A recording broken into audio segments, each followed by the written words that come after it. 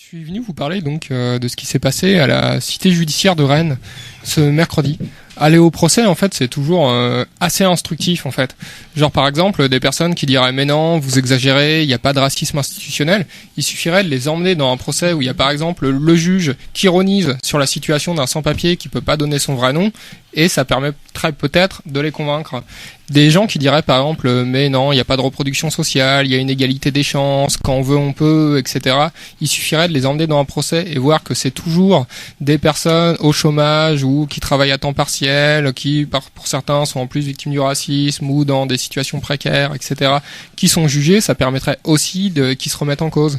Des personnes qui disent, par exemple, que le travail, c'est quand même une forme de liberté, etc., peut-être que de voir il peut y avoir des peines de travail gratuit ou alors des mises à l'épreuve avec obligation de travailler, il pourrait se dire qu'il y a une histoire quand même de discipline et de contrainte dans cette histoire-là. Ou même en fait des complotistes qui pensent qu'on nous cache tout, ils pourraient à ce moment-là aller dans un procès et se dire ah bah non en fait il y a quand même un pouvoir qui existe vraiment et qui se cache pas et qui quand même assume le fait de chercher à contraindre les classes dangereuses à rentrer dans le rang. Le procès dont je vais vous parler, c'est un procès qui s'est tenu mercredi. C'était un procès politique, parce qu'à Rennes, il y a quand même plusieurs situations assez ubuesques en ce moment. Il y a par exemple 5 militants qui sont en ce moment en prison. Ils sont accusés en fait d'avoir été face aux flics qui les a braqués en sortant son arme dans une manifestation. Ces personnes-là, on leur a sorti des images prises par les renseignements, des images de personnes masquées en manif, en disant il y a un policier qui a dit que c'était vous, vous auriez été face à ce flic-là, donc on vous met en prison, et leur procès est le 21 juin. Plusieurs des personnes en sont juste accusées d'avoir été là. Déjà, il n'y a pas de preuve du fait qu'ils étaient là, et ils sont accusés d'avoir été là et de s'être fait braquer par un flic avec son flingue.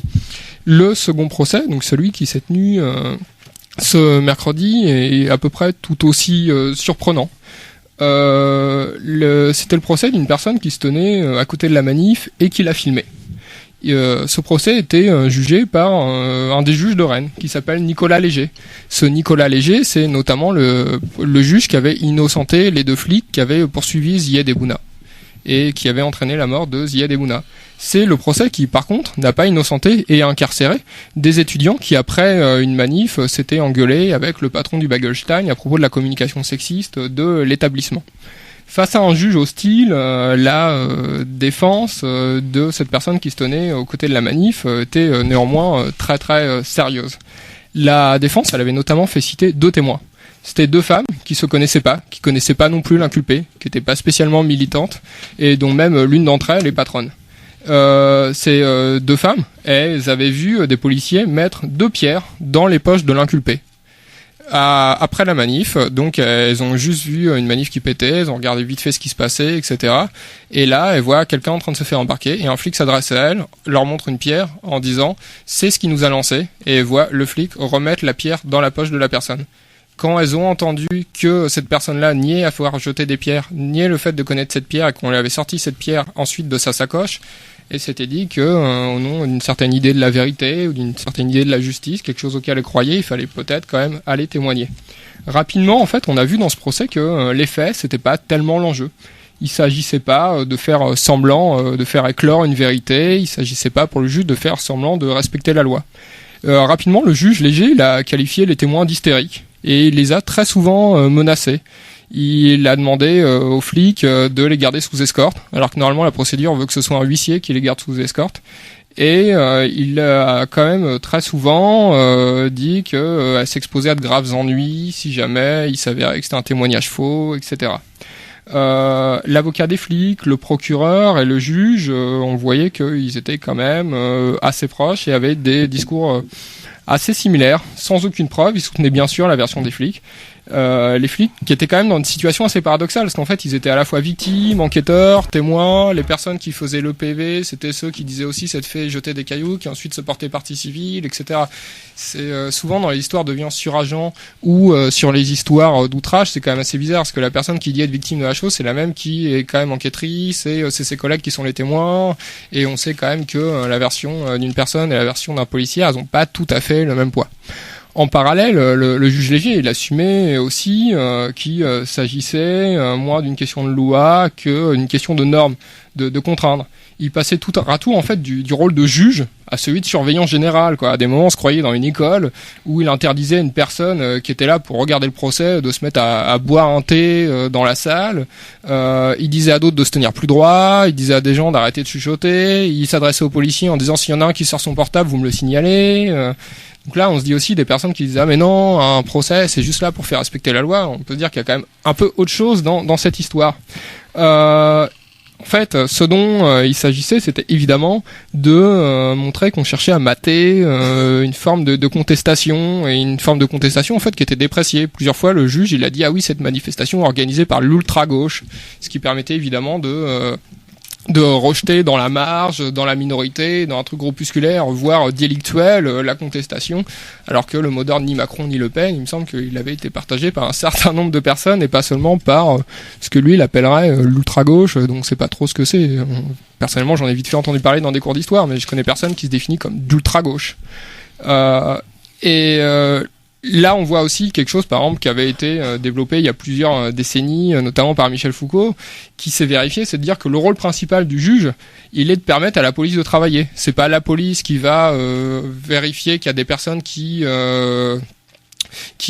enfreignent la loi et qui va le remettre au juge, qui de manière impartiale, uniquement liée à la loi, va faire appliquer la loi. C'est le juge qui va arriver en disant qu'il est là pour légaliser, pour faire entrer dans une loi, pour faire entrer dans une forme de norme et dans une procédure judiciaire, quitte à tordre les faits, quitte à tordre les lois, etc. Et il va être là pour justifier le déploiement de la police. À aucun moment, par exemple la BAC, dans cette manif, quand elle s'est déployée, elle s'est demandé quelle était la loi. Quand elle sort des flashballs et qu'elle tire à hauteur de tête, comme c'était le cas dans cette manifestation, elle s'est pas demandé quelle était la loi. Elle s'est demandé comment maintenir l'ordre. Et ensuite, le juge est venu pour justifier cette pratique-là. Le verdict, cependant, de ce juge, il est même allé au-delà de ce à quoi on pouvait raisonnablement s'attendre. Malgré l'absence de preuves contre cette personne qu'on accusait d'avoir jeté des cailloux sur les policiers, alors que la vidéo le montrait en train de filmer et en train de ramener une chaise pliante chez lui, malgré les témoignages de ces deux personnes qui disaient avoir vu les policiers sortir une pierre et la mettre dans la poche de l'inculpé, malgré l'existence d'une vidéo, comme je l'ai dit, une vidéo qui en plus de montrer qu'il jetait pas de pierre, le montrait quand même à plus de 20 mètres des manifestations, malgré tout ça, l'accusé a été condamné à 6 mois de prison avec sursis et une interdiction de manifester en Ille-et-Vilaine pendant 3 ans. Et c'est là que ça a été le plus surprenant. Les deux témoins, elles ont été accusées de faire un faux témoignage et le juge a ordonné aux flics qui étaient présents en nombre dans la salle et qui se sont ramenés dans un nombre encore plus grand juste avant le verdict, ce qui faisait que ça sentait quand même un peu mauvais. Donc les flics se sont vus ordonner de menotter les deux jeunes femmes qui avaient témoigné. Même les flics ont été assez surpris. La scène était assez surréaliste et à ce moment-là, le procureur qui était chargé de mener l'accusation contre ces deux personnes accusées de faux témoignages, le procureur s'est barré. Ce qui montrait aussi une certaine gêne par rapport au juge qui était encore plus procureur que le procureur lui-même, quoi. Plusieurs heures plus tard, les deux jeunes femmes ont été remises en liberté. Elles n'ont pas été mises en examen, comme l'avait sous-entendu le juge au début, mais elles sont passées du rôle de témoin à celui de témoin assisté. C'est à mi-chemin entre le rôle de témoin et celui d'accusé. Pour conclure, il y a plusieurs enseignements à ce procès. Le premier, c'est que la vérité ou la justice, c'est pas quelque chose qui existe en soi dans les tribunaux. C'est toujours le résultat d'un rapport de force. Le fait de menotter les témoins, c'est quand même une caricature du fait que pour un juge, la vérité, ça n'existe pas en tant que telle et que c'est quand même le résultat d'un rapport de force. La seconde chose qu'on peut déduire, c'est que la répression, elle n'a pas seulement pour rôle de détruire. Évidemment, quand on voit quelque chose qui nous semble injuste, comme là, on pourrait se dire ah oui, c'est juste pour nous écraser, c'est juste pour nous détruire. Cependant, on peut peut-être avoir une autre interprétation qui serait de se dire que la répression, elle a aussi pour but de nous pousser dans nos retranchements. Je pense pas qu'il faille tenir un discours apocalyptique sur la répression qui aurait pour but d'anéantir, d'interdire les manifestations en disant qu'on serait à 2 pas du fascisme. Les personnes qui étaient à la cité judiciaire de Rennes ce mercredi, par exemple, avant ce procès de la personne qui a été condamnée à 6 mois avec sursis, elles ont par exemple pu voir un homme sans papier, ne parlant qu'arabe, être condamné à 1 an de prison ferme pour le simple recel d'un téléphone portable. Ce qui est évidemment bien plus sévère que le 6 mois avec sursis dont a écopé la personne qui a été accusée d'avoir jeté des pierres sur les policiers. Il s'agit donc moins pour les policiers et les tribunaux d'anéantir les militants en mettant la peine la plus sévère, mais de tenter de les intimider et de les désorganiser. De tenter de faire une démonstration de force. Par exemple, quand les 2 témoins, elles ont été menottées, c'était même pas pour les emmener en garde à vue. Ça a été pour les emmener juste à l'étage au-dessus pour leur signifier que maintenant, il y aurait probablement une enquête. Et la dernière leçon sur la défense, c'est de se dire qu'il y a en fait 2 types de défense et surtout 2 types d'avocats. Comme le disait Michel Foucault, en fait, il y a 2 types d'avocats. Le premier, c'est celui qui connaît la loi. Le second, c'est celui qui connaît le juge. Le premier, en fait, il défend son client. Et le second, il défend son client en sous-entendant que s'il était juge, il le condamnerait quand même. L'avocat de la personne qui était accusée, il a décidé de vraiment défendre son client. Il a décidé de faire citer des témoins, de contre-attaquer et de se dire que la vérité, elle était peut-être pas toujours du côté de la police. Que peut-être que des personnes pouvaient intervenir dans un procès et faire exister un autre récit. C'est ce droit-là qui a été attaqué et c'est ce droit-là qu'il faudra continuer de défendre, et c'est contre cette intimidation-là qu'il faudra continuer à lutter, notamment dans les prochaines manifestations. Si tu veux. Vous êtes toujours dans Frisson sur l'antenne de Canal B. À l'instant, c'était une sélection de Vivian qui vient de commettre un brillant papier dont on va reparler un petit peu. Peut-être tu peux juste nous dire le morceau, c'était quoi, parce que ça c'était Bâtiment C de Booba, c'est sur son 2e album. En fait, j'avais hésité entre plusieurs morceaux qui parlaient de la prison et des procès. Et j'ai bien aimé ce morceau, en fait, parce qu'il est ni dans cette espèce de repentance, de dire « Ah, je sais que j'ai merdé », etc. Par exemple, ce qu'il y a dans une ou 2 chansons de Miossec. Ni dans des trucs du genre « Ah, c'est pas moi, c'est injuste », etc. Quoi. Il y a vraiment le fait de se confronter au pouvoir qui est présent dans cette chanson-là et dans une manière de sortir de la dichotomie coupable-innocent qui m'a paru assez intéressante. Alors tu viens de nous faire un papier qui vient de nous péter complètement 60 ans d'impression que la justice est juste en fait, quoi. Bah désolé.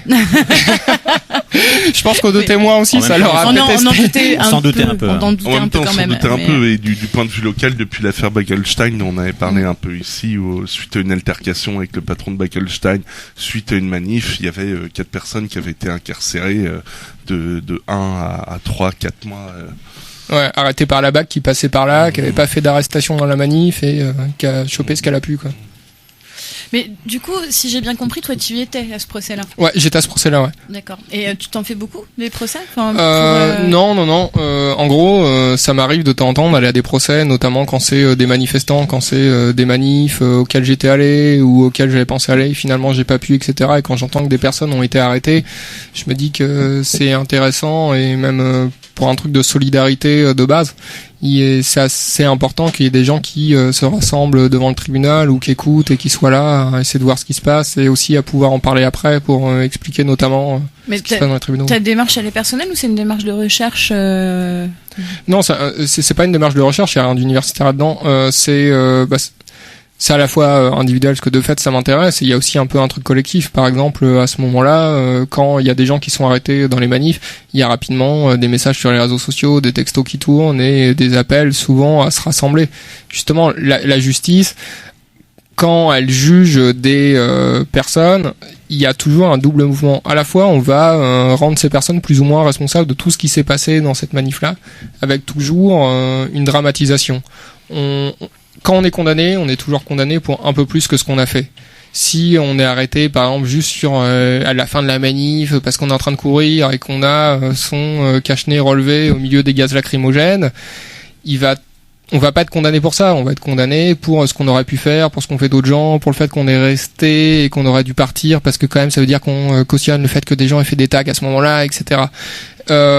Du coup, il y a une manière de la justice de rattacher ces personnes-là à un truc collectif, mais il y a toujours une manière aussi de les isoler.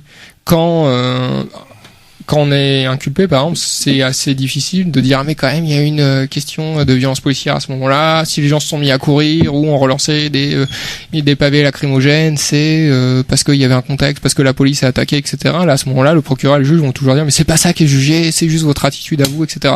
Du coup, c'est toujours important de remettre quelque chose de collectif et de politique là-dedans et de remettre un contexte et de pas laisser ces personnes-là isolées comme la justice essaye de le faire.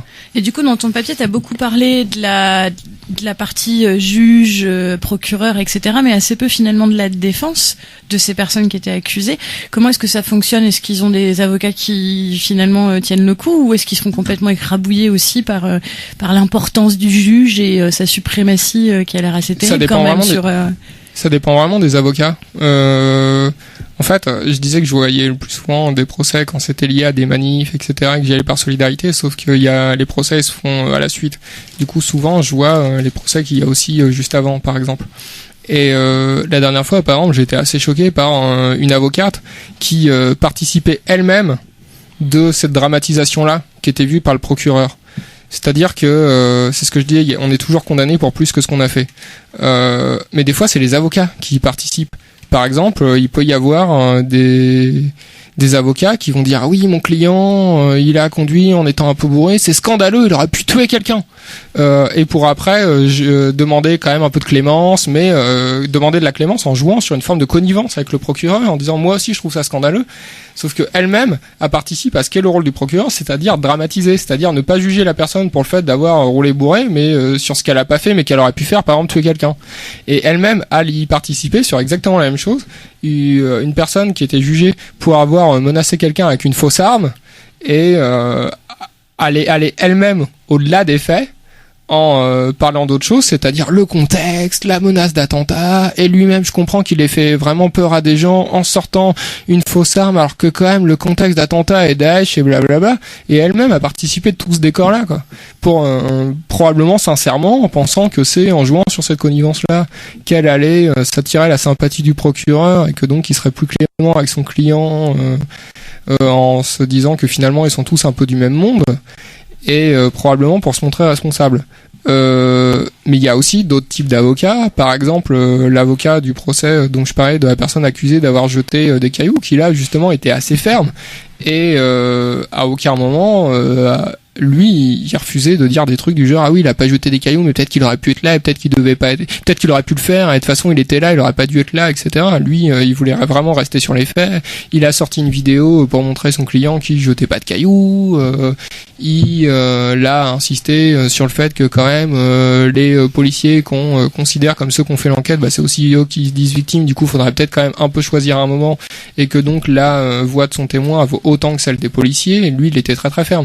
Et je pense que c'est pour ça que les témoins ont eu autant de pression et finalement ont été menottés, qui était juste, pas juste, mais qui était surtout une question de spectacle et d'intimidation et de s'en prendre à cette manière-là de se défendre, qui est pas la seule manière de se défendre, mais qui est une des manières de se défendre, c'est-à-dire être assez ferme et avoir un avocat qui reste vraiment sur les faits et qui défend son client plutôt que de montrer qu'il est un peu d'accord avec le procureur.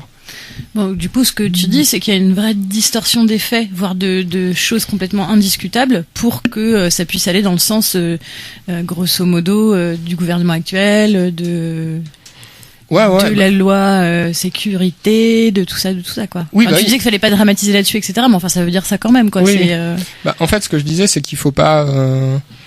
C'est pas qu'il faut pas dramatiser, c'est que même si on veut justement. Faut savoir en fait à quoi on s'oppose, et pour lutter contre, c'est juste qu'il faut être vraiment précis et savoir à quoi on s'oppose. Par exemple, je pense pas qu'on soit dans une situation fasciste. Je pense pas que, il y a pas des gens qui disparaissent. Il y a pas. Encore. Voilà.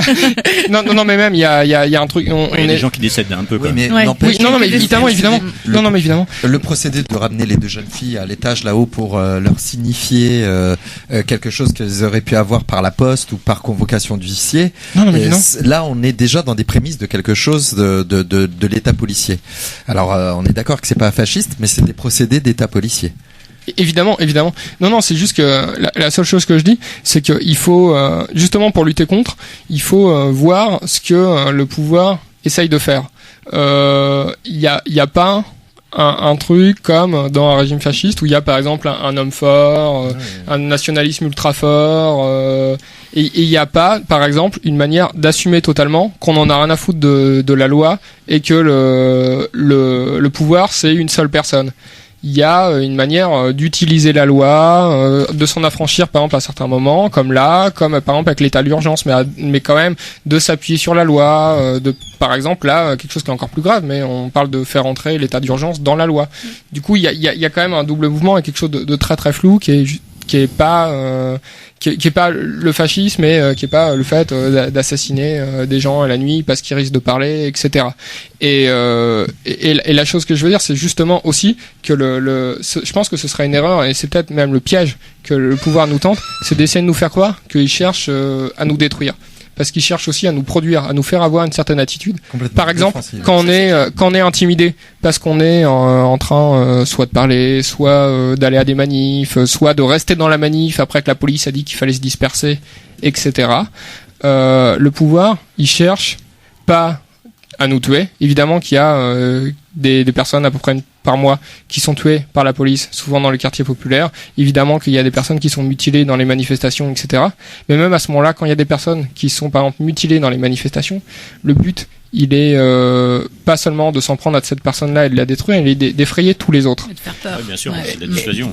Et quand il y a une répression, par exemple dans les tribunaux, le but, il est de produire des attitudes. Il n'est pas de tuer des gens, de les mettre pendant 15 ans en prison, etc. Il est de faire peur ou de faire avoir certaines attitudes. Par exemple, une attitude qu'on pourrait avoir là, c'est de se dire « Ah bah non, je ne vais plus jamais témoigner ». Ou une autre attitude, ou de dire je vais plus aller dans les manifestations, ou alors dès qu'il y a quelqu'un qui fait un tag, ou dès que les flics gazent, et ben je m'en vais, etc. Je fais une déclaration à la presse en disant que c'est scandaleux les gens qui taguent, etc. Qu'on n'a rien à voir avec ça, etc. Ouais, il sait de faire avoir certaines attitudes, ou alors c'est de faire avoir des attitudes tout aussi caricaturales, qui est de dire ah nous on est les vrais radicaux, on n'a plus rien à voir avec les autres, etc. Tous ceux qui restent pas c'est des tiennes, nous on est les vrais radicaux et on est une bande de 15 anarchistes et on reste uniquement entre nous, etc. quoi. Et du coup, je pense que il y a des pièges qui sont tendus par le pouvoir et que le but c'est que les gens aillent vers une certaine attitude et se marginalisent. Et c'est pas le truc apocalyptique du fascisme qui est là pour détruire les gens, quoi. Bon, pour le coup, c'est une certaine efficacité quand même, puisqu'il y a des gens qui vont témoigner contre la police, qui n'étaient pas forcément des manifestants, et qui se retrouvent menottés à l'insu de leur plein gré, du moins par surprise à un moment donné, au lieu de recevoir effectivement un courrier par huissier ou une convocation. Donc c'est une certaine efficacité. Moi, je voulais revenir sur l'autre affaire que tu as évoquée au début, puisque là, on a très bien compris ce qui s'était passé autour de ces témoins finalement qui sont embarqués à l'issue du procès. Mais effectivement, il y a 5 personnes actuellement qui sont incarcérées suite à des perquisitions qui ont eu la semaine dernière. Donc, on leur a défoncé leur porte à 6h du matin pour venir les chercher, parce qu'elles étaient là à cette manif du 27 avril. Selon les renseignements. Il y en a qui disent qu'ils étaient là, d'autres qui disent qu'ils étaient pas là. Voilà. Ouais. Et je voulais juste un peu revenir là-dessus, quelque chose qui semble assez grave également dans la façon de fonctionner. Du moins, c'est-à-dire qu'il y a un flic qui s'est senti menacé, qui a sorti une arme avant de partir, et finalement a porté plainte parce qu'il s'est senti menacé à un moment, et on a cherché ces gens, et un mois plus tard on va les chercher chez eux pour les conduire en prison, en supposant que c'est eux puisque ils étaient masqués, et on va défoncer les portes. Il y a dans un logement il y avait un bébé d'ailleurs. Ouais. À 6h du mat, sous couvert des lois de l'état d'urgence, ce qu'on ne pourrait pas faire dans un autre cadre. Et t'as sans doute plus d'infos que je n'en ai là-dessus. Le procès aura lieu le 21 juin à la cité judiciaire de Rennes, et là aussi ce serait important qu'on soit un certain nombre à ce procès, et qu'on soit un certain nombre devant. Donc le 21 juin à la cité judiciaire de Rennes. Et c'est à la fois l'état d'urgence, mais là c'est pas l'état d'urgence au sens légal, c'est plus la manière dont l'état d'urgence sert dans les discours à faire accepter des choses. Parce qu'en fait, même si demain on sortait de l'état d'urgence, y a rien qui légalement empêcherait de défoncer une porte dans le cadre d'une enquête, d'une perquisition, d'une arrestation, etc. Mais c'est vrai évidemment que depuis l'état d'urgence, la police et la justice, même dans des procédures qui n'ont rien à voir légalement avec l'état d'urgence, se mettent à utiliser cette ambiance-là, etc. C'est arrivé dans des procès que des juges disent des trucs du genre ah mais vous avez fait ça, vous vous rendez compte, c'est l'état d'urgence. Et à aucun moment ils se basaient sur la loi sur l'état d'urgence, qui n'avait rien à voir avec les faits. Mais du coup pour eux l'état d'urgence c'était un espèce de machin d'ambiance, un blanc-seing aussi, ouais, qui permettait en gros aux flics de faire tout ce qu'ils veulent et de reprocher à des gens d'être allés un peu trop loin, etc. quoi.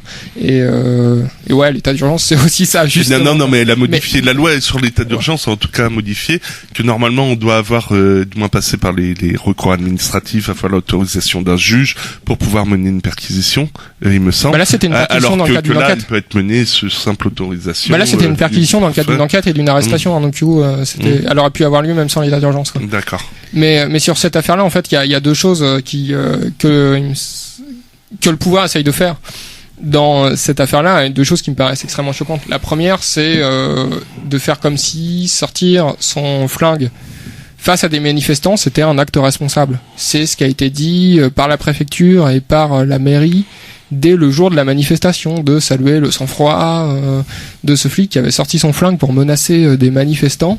Et presque les manifestants devraient le remercier de pas leur avoir tiré dessus, quoi, ce qui est quand même assez délirant.